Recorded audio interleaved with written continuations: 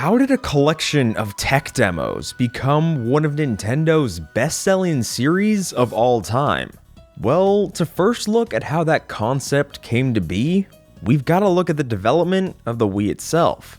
You see, as programmers tested with early prototypes of the controllers, they made prototype software to try and show off the motion controls. And since the role of the Wii was to have a simple and easy to understand console, they decided to develop sports for universal appeal. Moreover, the shape of the Wiimote itself was perfect for sports such as tennis. And with that, development was clear underway for these type of games. And what was also pretty special here is that the feedback from the Entertainment Analysis and Development Division of Nintendo was given to the controller team for their design. So in a way, there was this symbiotic relationship as the hardware and software teams developed in tandem to see which direction the console would go in. And the reason that they worked so closely together is that they wanted this game to launch with the Wii, which meant that there was not that much time to prepare for the release date. And since a lot of these games were based off of just demos, they were mostly made from developer-only teams with little to no designers. And that's the reason that we got this Kokeshi wooden doll look to the characters that later became Mii's. In fact, Wii Sports' inclusion of the Mii characters in this way is the reason the Mii channel became so integral to the system. So alright, with months spent on these demos, they had plenty of time created into content, but now they needed a release plan. And actually, the credit here comes to Miyamoto after writing a plan on a sheet of paper for the producer, Iguchi. And on this sheet of paper, he divided the different demos that he had seen into different simulation games. And these later became Wii Sports and Wii Play. But that's not to say that the games didn't change. There was actually quite a bit of shift in these original categories. For example, if we look at the initial E3 2006 demo, we can see tennis, baseball, golf, and airplane as the sports. And after this demo, we can actually see airplane being cut out of the pack, and eventually added in back with Wii Sports Resort in 2009. And that's particularly interesting, because in the demo, it even looks like we can see a primitive Woohoo Island. Alright, so with airplane cut out of the picture, we got down to just 3 games, and the receptions to those games from first-hand testers was pretty good. Some saw them as a bit too casual, particularly in how they removed features, such as being able to move to the tennis ball yourself in Wii Sports Tennis.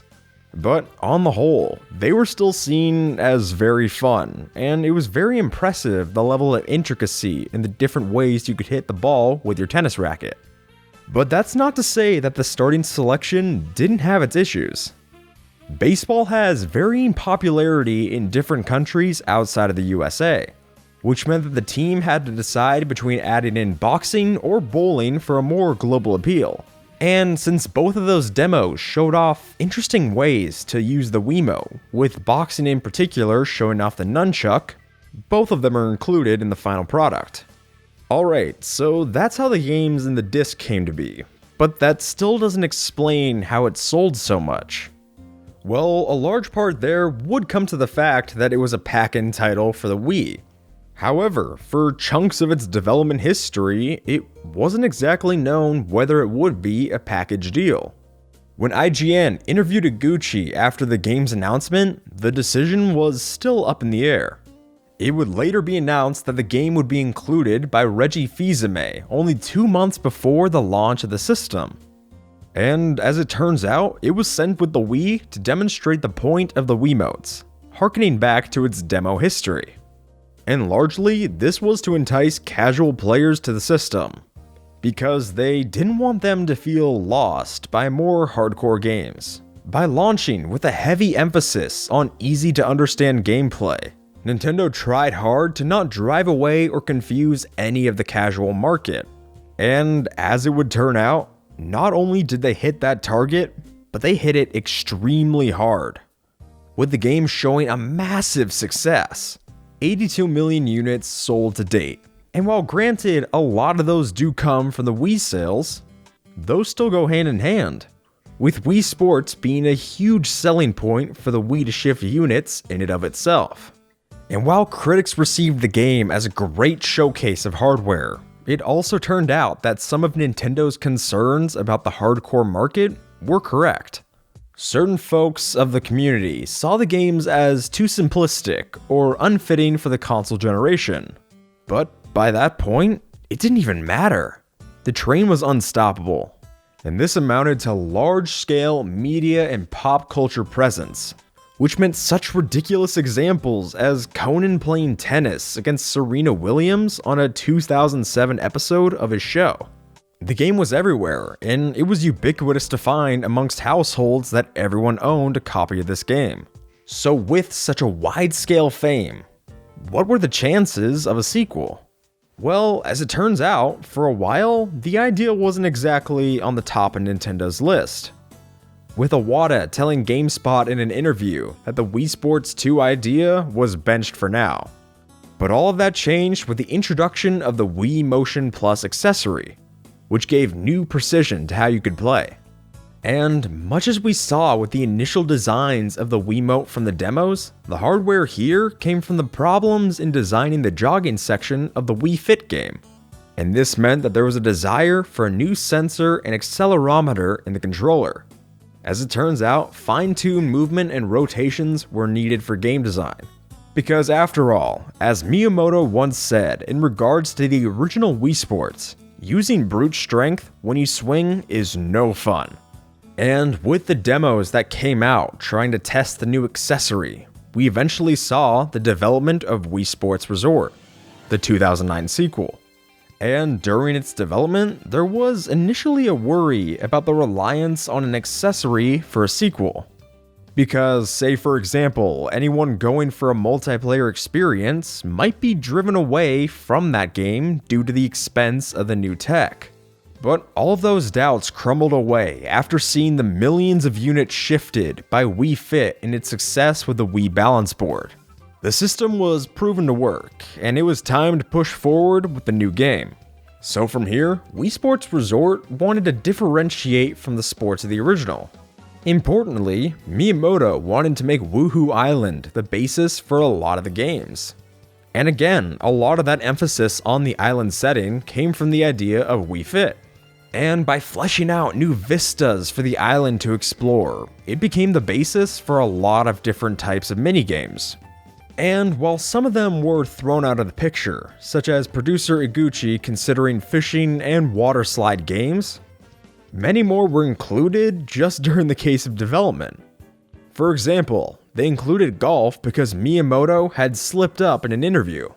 While talking about the range of motion that the new Wii Motion Plus allowed, he mentioned backswings. And after that interview, upon returning to Japan, he told the team, we're including golf now. But past that slip up, for much of its development, the game only originally had 12 games with a variation of modes for each. But after President Satoru Iwata claimed that there was not enough content for the package, they added in skydiving very late in the process, only just right before the debugging phase. And while the team had to deal with the stresses of taking games out and putting new ones in at the last minute, it eventually paid off, as this 2009 game release saw an increased praise from critics, with a jump from a 76 Metacritic score in the original game to an 80 here. But not only that, because it also became the third best-selling game on the system, only being surpassed by the first Wii Sports and Mario Kart Wii. And with that, this brand new series had seen not only one, but two large amounts of success, and it looked to have a promising future. But then, we got to the Wii U, and the series reached a weird point with the Wii Sports Club. Here, the games were designed as HD remakes of the original 2006 collection, except now you could compete and earn points for different clubs, which eventually tied in to an online functionality. Moreover, for the inclusion of a gimmick, you could also use the gamepad for putting your ball in golf, or catching with a catcher's mitt in baseball. And the reason this game all came together was that it was intended to drive the casual audience over to Nintendo's new digital distribution program. And with that came a strange new monetization strategy, where you could rent the game for 24 hours under the Day Pass, or buy each of them a la carte for a higher price. And a lot of the inspiration there stemmed back to Wii Fit U, where it also lifted the idea of the free trial. And what resulted was a bit of a lukewarm reception. Many saw the addition of online multiplayer as cool, but that the games got stale, and they never really reached that level of creativity that we had seen in Wii Sports Resort earlier. And while the games did eventually see a disc release later, it was clear that Club was the end for the Wii Sports Simulation series. And since then, it doesn't seem like Nintendo is that interested in returning back to that same tech demo style. With 1-2 Switch, which is arguably the tech showcase game for the Nintendo Joy-Cons, we didn't see it included as a pack-in title, nor use the same graphics style that we had come to know and love. So as we move on to newer systems and different controllers, it seems like the Wii Simulation series has come to a close. But I will say that it's very impressive for a set of tech demos to perform just as well as those games did. And honestly, I can't think of a better game to launch with the Wii.